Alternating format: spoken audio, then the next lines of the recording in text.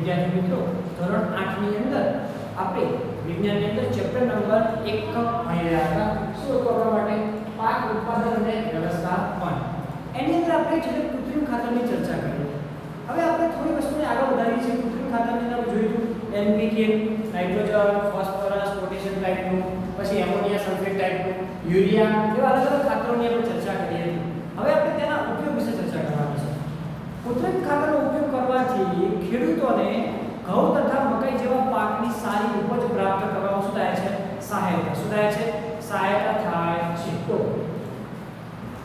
હવે લખી શકીએ કૃત્રિમ ખાતરના ઉપયોગથી ખેડૂતોને ઘઉં અને મકાઈ જેવા પાકોના ઉત્પાદનમાં શું થાય છે સહાયતા મળે છે તો ઘઉં અને મકાઈ જેવા ઉત્પાદન લેવા તો કયા ખાતરનો ઉપયોગ કરવો પડશે કૃત્રિમ ખાતર પરંતુ કૃત્રિમ ખાતર એ અત્યંત વધારે ઉપયોગી જમીનને ફળદ્રુપતામાં શું કરે છે ઘટાડો કરે છે તો કૃત્રિમ ખાતર એ શું કરે છે જમીનની ફળદ્રુપતામાં ઘટાડો કરે છે કૃત્રિમ ખાતર એ જમીનની ફળદ્રુપતામાં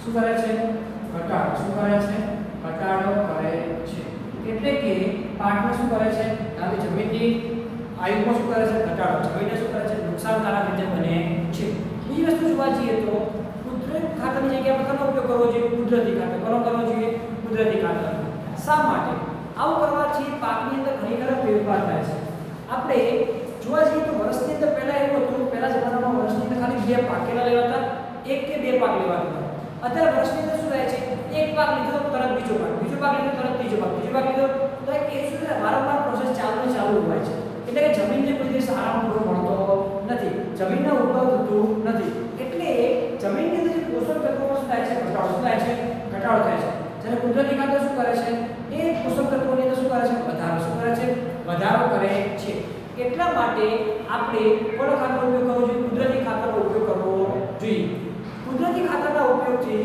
જમીનના બંધારણ તેમજ જળ સંગ્રહની ક્ષમતામાં શું થાય છે વધારો થાય છે અહીંયા આપણે કુદરતી ખાતર વિશે જોઈશું હવે કે કુદરતી ખાતરથી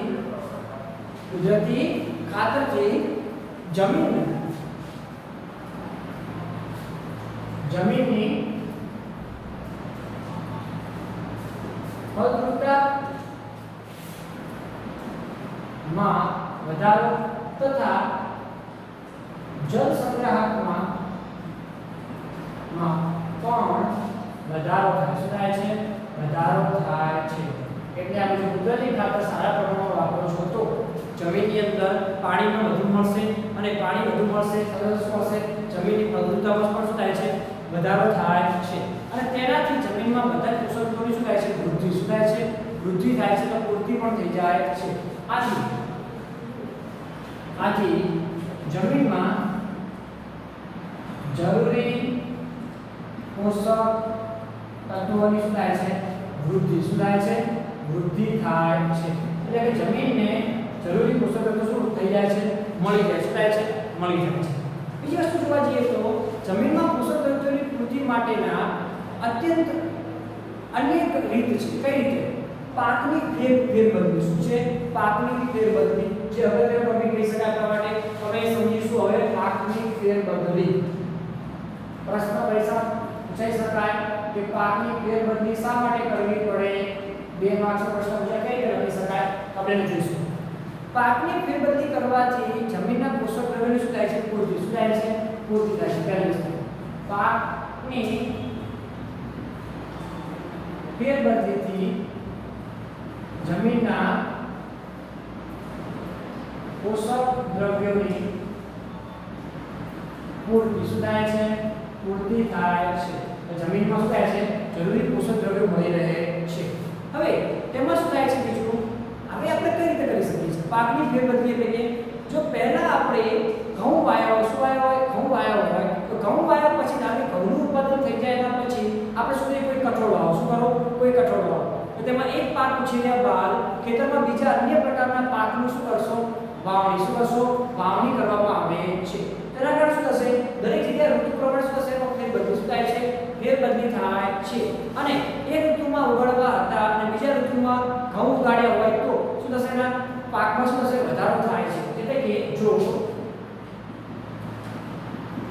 એક ઋતુમાં કઠોળનું ઉત્પાદન લેવામાં આવેલ હોય તો બીજી ઋતુમાં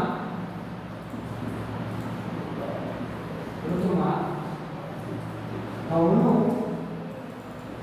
ઉત્પાદન લેવામાં આવે છે. ઘઉં એટલે કે કોઈ પણ ધાન્ય લઈ શકાય છે અને કઠોળમાં આપણે મગ, ચણા, વાલ ગમે તેનો ઉપયોગ કરી શકીએ છીએ. હવે આનાથી શું છે?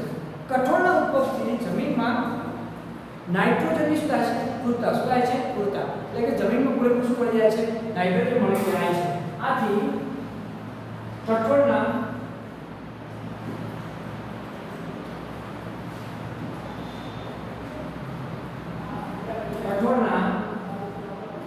ઉપયોગથી જમીનમાં નાઇટ્રોજનની પૂર્તિ શું થાય છે? પૂર્તિ થાય છે. એટલે કે જમીનમાં પૂરેપૂરું શું મળી જાય છે? નાઇટ્રોજન મળી જાય છે. અને આ પદ્ધતિથી આપણે શું કરી શકીએ છીએ? ખેડૂતોને વધારે પડતો ફાયદો કરી શકીએ છીએ. બીજું જોવા જઈએ તો આની અંદર થોડી વસ્તુ જોવા જઈએ તો તમે આગળના ધોરણની અંદર એટલે કે 7મા ધોરણની અંદર તમે રાઇબોઝોમ બેક્ટેરિયા વિશે અભ્યાસ કર્યો છે. શું કર્યો છે? રાઇબોઝોમ બેક્ટેરિયા વિશે અભ્યાસ કરેલો હશે. જે વનસ્પતિના મૂળની અંદર શું કરશે? જોવા મળે. ક્યાં મળે છે? જોવા મળે છે. અને વાતાવરણમાં રહેલા નાઇટ્રોજન શું કરે છે? શોષણ. શું કરે છે? શોષણ કરે છે. તો વનસ્પતિમાં રહેલા રાઇબોઝોમ બેક્ટેરિયા એટલે કે વનસ્પતિ એટલે કે જમીનમાં રહેલા રાઇબોઝોમ બેક્ટેરિયા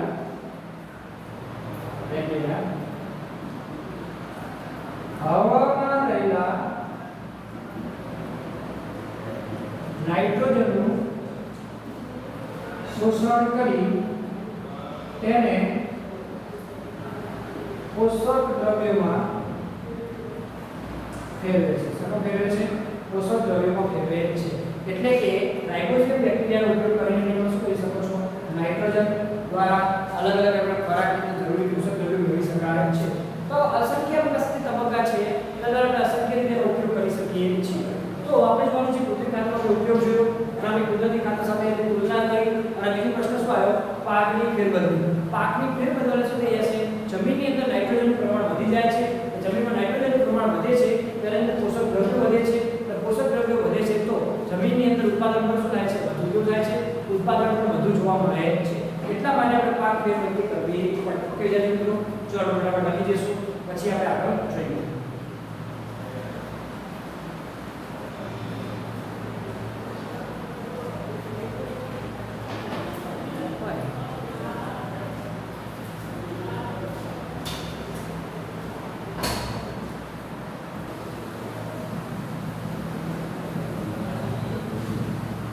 ચલો લખી નાખો. ચલો વિદ્યાર્થી મિત્રો આપણે આગળ વધીએ. હવે આપણે જોવાનું છે કુદરતી ખાતર અને કૃત્રિમ ખાતર વચ્ચે તફાવત. શું હોય છે? તફાવત. તો શું કહેવાય? કૃત્રિમ ખાતર કોને કહેવાય? તો કૃત્રિમ ખાતર એક માનવ નિર્મિત શું છે? અકાર્બનિક ક્ષાર છે. શું છે? માનવ નિર્મિત અકાર્બનિક ક્ષાર. તો કૃત્રિમ ખાતર એ માનવ નિર્મિત અકાર્બનિક ક્ષાર છે. જ્યારે કુદરતી ખાતર શું છે? તો કુદરતી ખાતર એક પ્રાકૃતિક પદાર્થ છે. કેવો છે?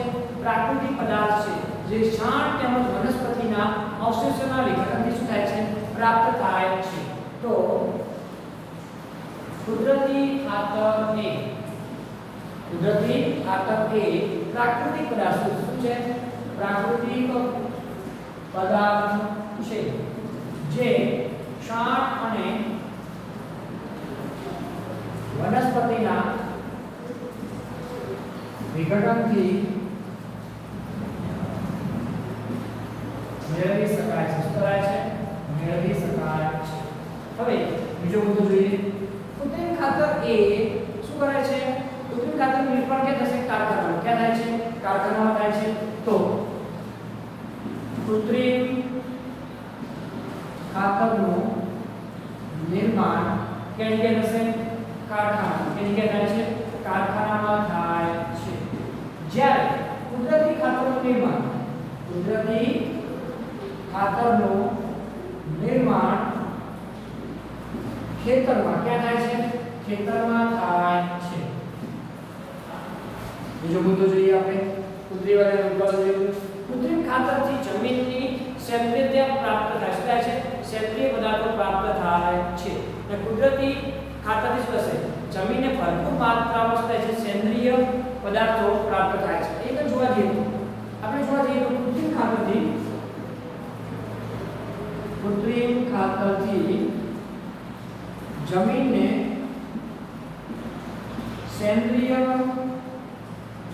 પદાર્થો પ્રાપ્ત થતા નથી.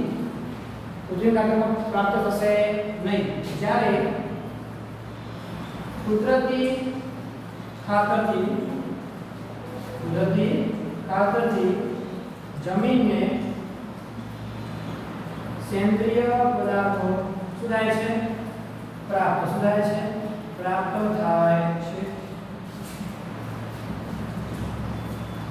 આગળ વધીએ આપણે. હવે જોઈએ આપણે ચોથો મુદ્દો. તો કૃત્રિમ ખાતર શું છે? વનસ્પતિ માટે જરૂરી પોષક દ્રવ્યો જેવા કે નાઇટ્રોજન, ફોસ્ફરસ અને પોટેશિયમ ભરપૂર માત્રામાં શું હશે? ભરપૂર માત્રામાં હશે. જ્યારે કુદરતી ખાતરમાં કેવા હશે? ઓછા પ્રમાણમાં હોય. તો કૃત્રિમ ખાતરમાં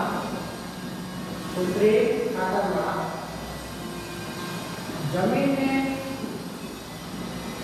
જરૂરી પોષક દ્રવ્યો જેવા કે નાઇટ્રોજન, ફોસ્ફરસ અને પોટેશિયમનું પ્રમાણ કેવું હોય છે? વધારે હોય છે.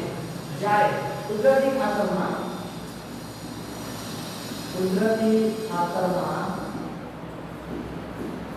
જરૂરી પોષક દ્રવ્યોનું પ્રમાણ કેવું હોય છે? ઓછું. કેવું હોય છે? ઓછું હોય છે. આપણે શું લખાયા? પરીક્ષામાં 2 માર્ક્સનો પ્રશ્ન પૂછે છે. દરેકમાં કેટલા મુદ્દા લખવા પડે? 2 મુદ્દા લખવા પડે. અને આમાંથી કોઈ પણ 2 મુદ્દા લખી શકો છો. ઓકે વિદ્યાર્થી મિત્રો, એક ઇમ્પોર્ટન્ટ ટોપિક થઈ જાય છે. તો આપણે લખી દઈશું. અહીં થોડું આપણે આગળ જોઈએ.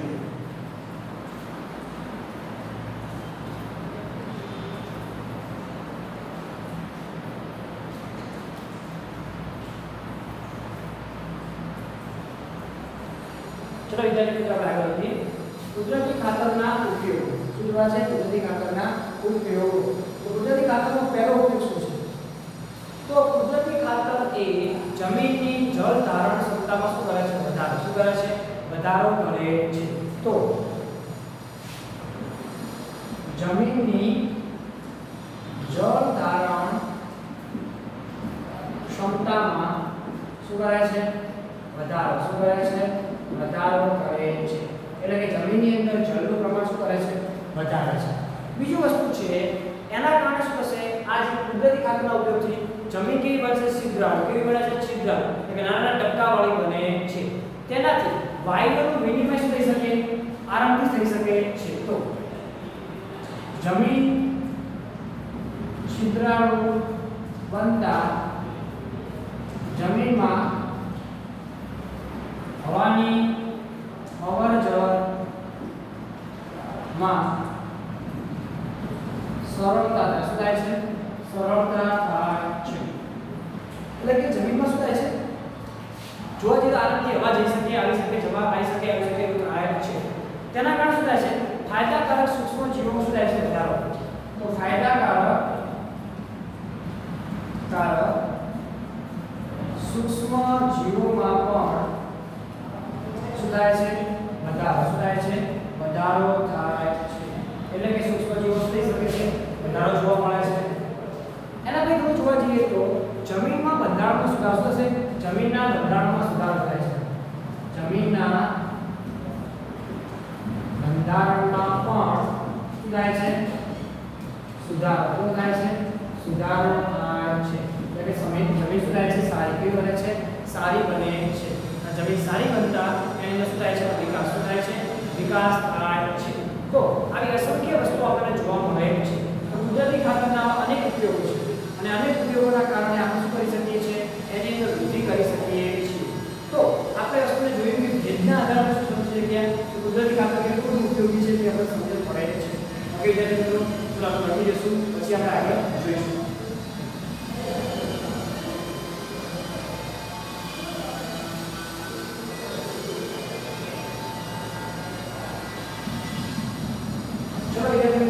આજે આપણે રાખીએ છીએ, મળીએ નેક્સ્ટ લેક્ચરની અંદર એક નવા ટોપિક સાથે, નવા પ્રશ્ન સાથે.